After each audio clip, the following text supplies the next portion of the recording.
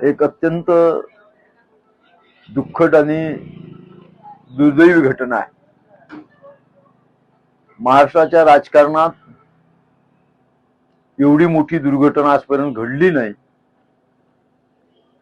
आणि ही जी काही घटना घडली त्यामुळे महाराष्ट्राच्या राजकारणाला मोठी हानी पोचली आहे।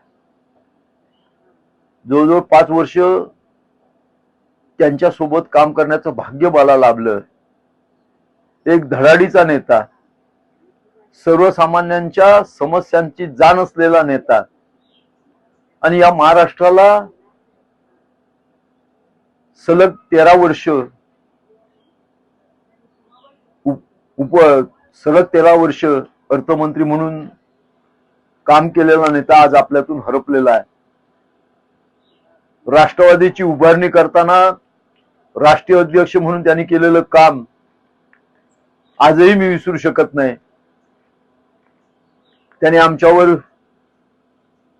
मोठ्या हक्कानं जबाबदारी दिली होती आणि ती पार पडताना सातत्यानं त्याबाबतची चौकशी करणं आणि त्यामुळे महाराष्ट्रातील राष्ट्रवादीचा कार्यकर्ता खऱ्या अर्थानं आज पोरका झालेला आहे।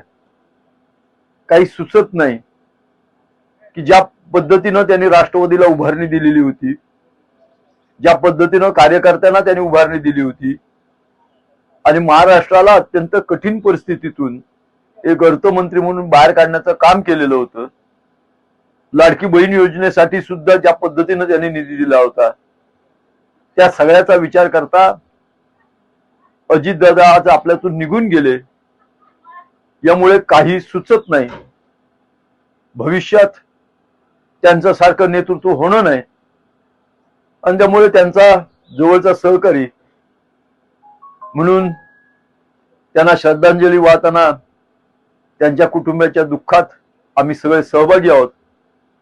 त्यांच्या आत्म्यास शांती लाभावी। कधीही न भरून येणारी ही हानी झाली आहे, त्यामुळे आम्ही फार व्यथित झालेलो आहोत।